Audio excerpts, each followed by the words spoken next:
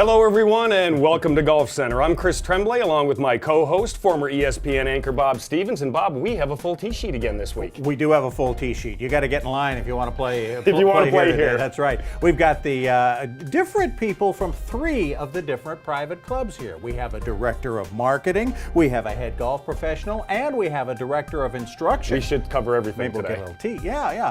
From Dataw Island, from Colleton River, and also from Bear Creek. So we're going to be covered from that angle. And then we are also going to have a chance to discuss and really honor the Hilton Head High School Seahawk golf team that finished second in the state. 2 of their best players, 2 guys who are coming back next year. I know. Oh, it's going to be fun. They're going to be strong. Yeah, at Hilton Head High after finishing runner-up in the state championship. Should be a great show. It should be. First, let's talk PGA Tour. Boo Weekly, back in the winner's circle, and once again wearing plaid, albeit not RBC Heritage plaid, but wearing plaid. Yeah, as you can tell, just a little bit different shade of plaid. You know, I got a feeling it'll go with the tartan jackets he has at home down in Florida.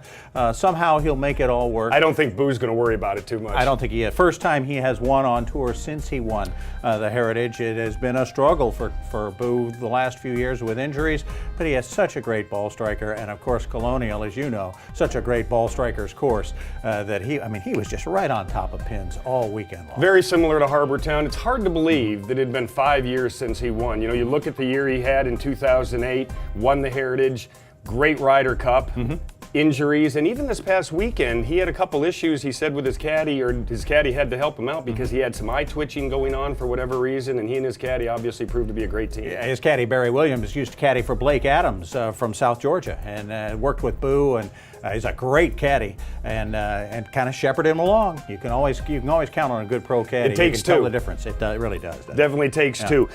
Matt Kuchar was runner-up. He shot 13 under. Zach Johnson, who always seems to play well at Colonial, he finished at 12, and last year he was the winner, even though last year on the final green he forgot to move his marker back, but fortunately he had a big enough margin to secure victory, that's for sure. Let's talk Senior PGA Tour Championship. We had Koki Adoki. How about that, huh? What a name. First trip here to the U.S. from Japan. He's a winner on the Champions Tour. He is indeed. Beat Kenny Perry. Kenny Perry decided to play in the Senior PGA Championship instead of playing at Colonial, where he'd had great success before and where Tom Lehman and Corey Pavin played last week. Kenny decided to support the Champions Tour, played in the Senior PGA and had the tournament. I think he was 3 up with 6 to go, but did not end up hoisting the trophy. You're looking at the gentleman who did. Unfortunately for Kenny, he's had some setbacks in other majors. He lost to Mark Brooks for a PGA in the at 96, I believe, at Valhalla, and then he lost to Cabrera in the playoff at the Masters, and unfortunately wasn't able to close the deal this time. But something tells me, as well as Kenny Perry plays, that we're going to see him again in certainly some senior majors anyway. You think? I think so. Finally this week, big week on the PGA Tour, the Memorial Tournament, Jack's event up in Dublin. Oh, it's going to be spectacular. The guy in the red shirt will be the favorite, obviously. He plays. No doubt. This is one of those places where Tiger has always played extremely well. Arnie's place, Jack's place, Doral, this is a scene we may see again on Sunday. It'll be interesting to see how it all plays out. I think that the Memorial, that Muirfield Village, is the Augusta of the North. Very similar kind of layout, a lot of up and down that you really don't see unless you're playing the golf course. A lot of places where you can make birdie. A lot of places where you can make double bogey. Well, that's the sign of a great hole. It's a hole maybe sometimes like a par 5, like the second hole at Harbor Town. You can make an eagle, or you can make a double or triple based on what happens. Special place for you. Special place for me. That's where I started my golf career as a caddy back in 1905. I actually started caddying there. We used to start on the 6th hole there before the clubhouse was even finished, and I can still remember my very first time walking out there. I could not believe, as a 13-year-old, that grass could be so perfect. Isn't it Jack fantastic? has kept it that way forever. Remember, they even did the furrowed bunkers for a couple of years, and it worked. I mean, at that spot, it actually worked because the sand was perfect. It worked for the players. For the caddies, it was a little different deal. We had a little bit more work to do, but it's definitely a special place. This year, every year they have an honoree. This year, the 2013 honoree is 1982 champion Raymond Floyd. Yeah, Raymond Floyd, just a spectacular player, Hall of Famer. He'll be an interesting speech to be given. Certainly from Raymond, and it's going to be a great tournament. Yes, I think so. So this weekend up in Dublin, Ohio. That's all the time we have for this segment. We'll be right back. You're watching Golf Center here on WHHI Sports.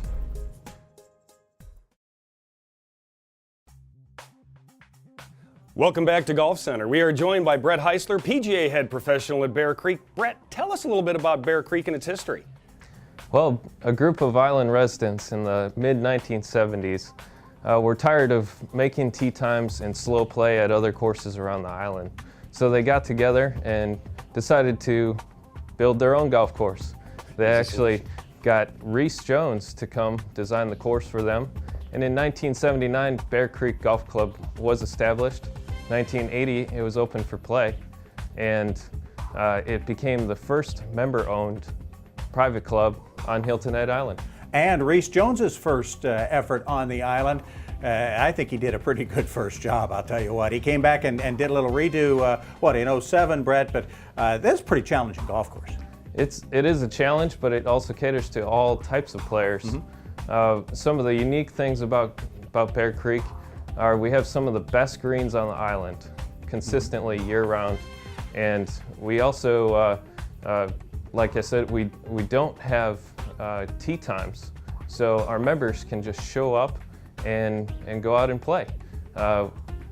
The couple other unique things about the course are we have a small membership, and it's tree-lined. It's Reese Jones' first design. A lot of them. And it's a special place, so our members really enjoy it. You know, for folks who are looking for a private club to join, that's one of the things you kind of look for, a subtle thing you kind of look for. If there's no tee sheet, that means there's not too many members, and you can go out and you can get a game. You can get a game and make something happen. And, absolutely. That's part, I'm sure, of what you do, Brett, is when folks show up and want to play, say, hey, how would you like to play with, and that's part of the mingling and the interaction of a membership, isn't it? Yes, we have lots of games. We also host quite a few local charity events to support the community. Yeah. But other than that, if people walk in the golf shop, I help them find a game, and a lot of times it's a single or a couple that just wants to get out, play a quick 9, play a quick 6. Just have a couple hours to spend, and that's the way your club should be, Bob. It's pretty unique. Yeah. A quick 6, a quick 9. The word "quick" is kind of nice to see because especially in golf today. In golf today, yeah. Well, tell us a little bit about. In fact, you just came over to Bear Creek. Tell us a little bit about how your transition has been.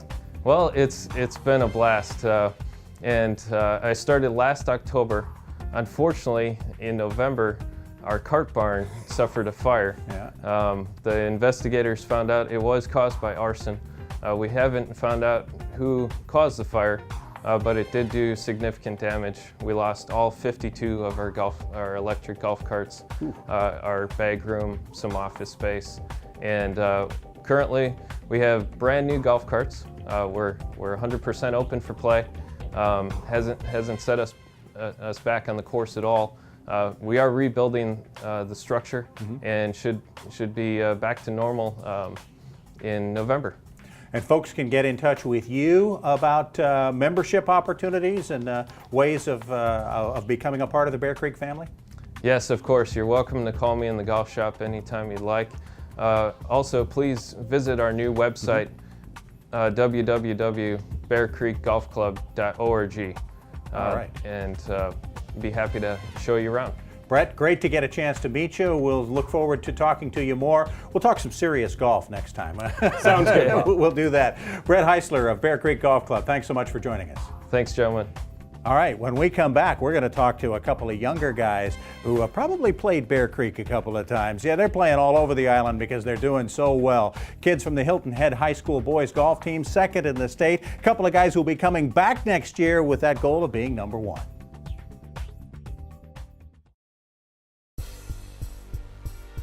Welcome back to Golf Center. We are very fortunate, Bob, in this segment to be joined by 2 of the members of Hilton Head High School's runner-up finishing 3A state championship team. Andrew Orischak, Gavin Lindstrom, thank you both so much for joining us today. Thank you. So tell us, guys, what was the key, do you feel, to you being so successful this year? Well, Coach Grant came in, first year's boys high school golf coach, and really set the tone early, making every practice count and working hard at it. We talked about that last week with him, how every time you go out and play 9 holes, your score counts. Earlier in the year, back in January, you came into our fitness facility at the Junior Players Golf Academy. We took you through a physical screening. We gave you gentlemen some workouts to do. How do you feel like that helped you along the way? It was great. It helped us with our fitness and helped us hit the ball further, and I felt like it helped us a lot. Like, we weren't just focused on golf, we were focused on golf and fitness. Do you guys feel like you have a bit of an advantage over some of the other schools in the state because of the different places you get to play down here, the variety? Because golf's never a home game. It's usually always a road trip.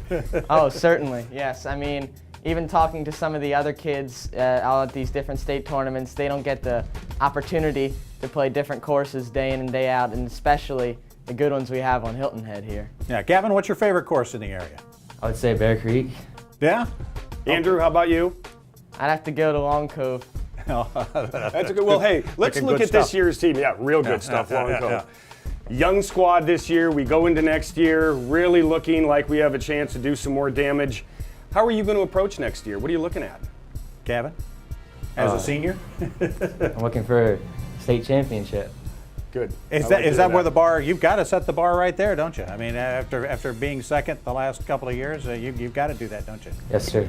Yeah. How about this summer? Both of you obviously probably have busy tournament schedules. What are some of the things you plan on playing in?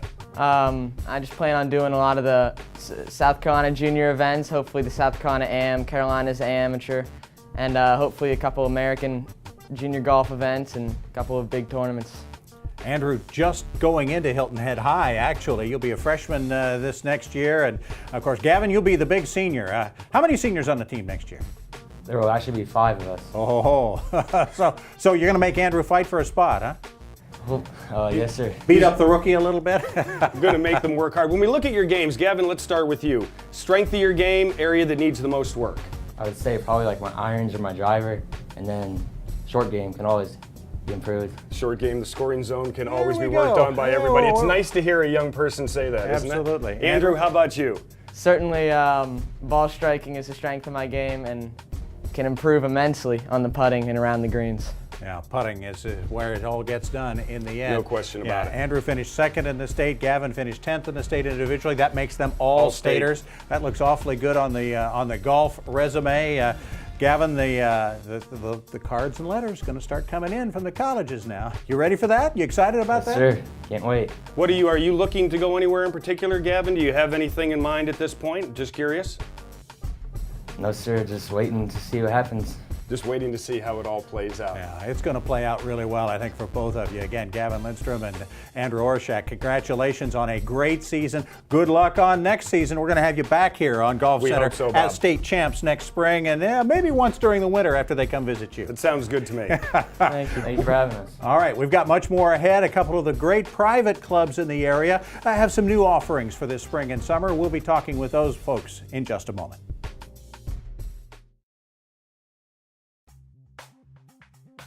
Welcome back to Golf Center. We are joined by David Warren, Director of Marketing out at Dataw Island. David, thank you so much for joining us today. It's great to be here.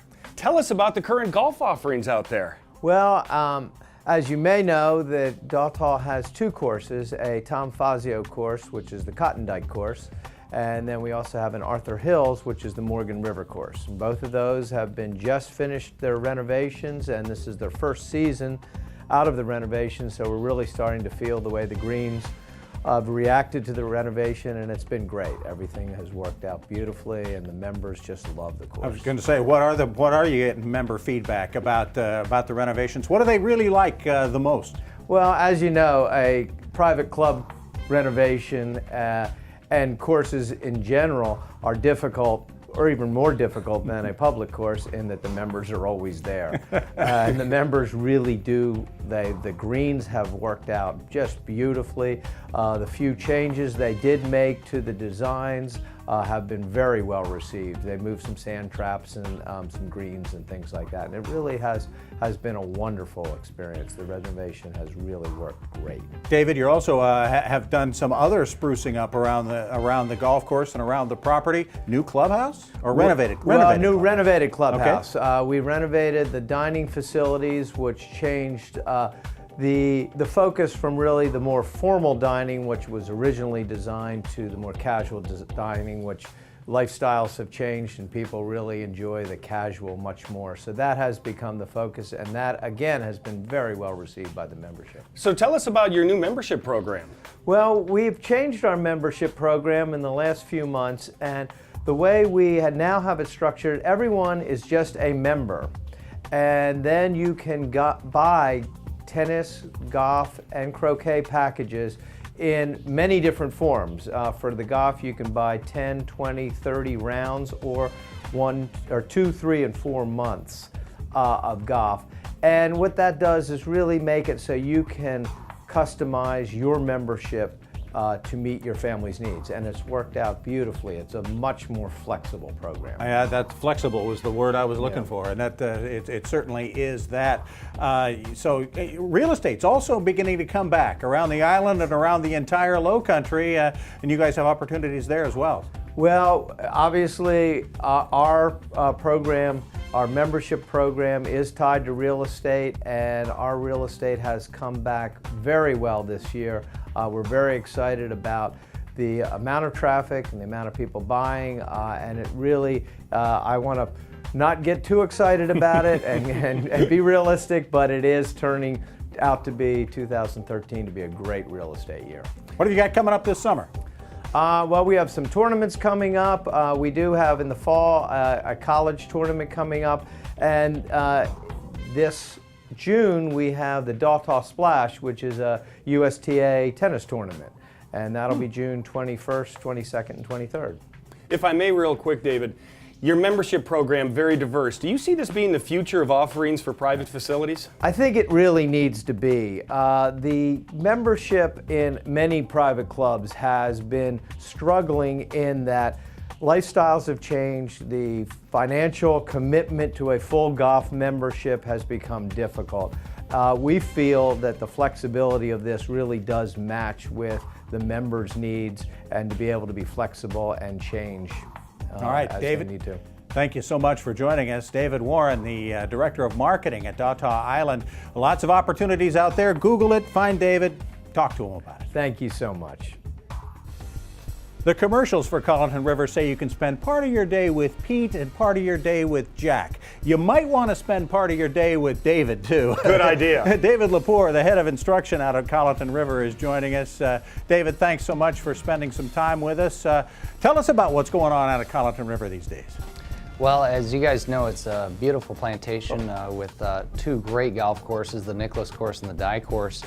And my role at Colleton River is to head up the Golf Academy. And in running the Golf Academy, our goal is to basically help the membership play better golf. And with those 2 golf courses, they need all the help they can get. That's for sure. As challenging as they are. David, tell us a little bit about your teaching philosophy and, more or less how you gauge when somebody's making improvement. That's a good question, Chris. I came down about 5 years ago from the Twin Cities, and that was one of the big questions they asked. How are you going to make a difference here at the plantation? And our teaching philosophy is simple. It's to get people to manage their golf game, which basically means if you're having trouble, let's say on the first hole or second hole, you're going off to the right, you basically have a suggestion or an adjustment that you got from one of our instructors that will help you fix the golf shot. So during the 4-hour period of your round of golf, you'll be responsible and be able to manage what's going on with your golf game. The pros talk about that all the time. About being able to fix things while they're out on the golf course. It was something Tiger used to fight, that he wasn't very good at that, and now he feels like he's much better at fixing things while he's out on the golf course. That's right, and they don't have a lot of stuff that they think about. They have one adjustment or another adjustment, and it's kind of interesting how little they have to worry about. And when we teach our students at the plantation, we try to keep it to a minimum and keep it real simple for them, because this game can get complex, and the simpler or the easier we make it, the more successful they are. I think that's always interesting, that teachers are always trying to make it simpler in golf. We just make it harder on ourselves as players.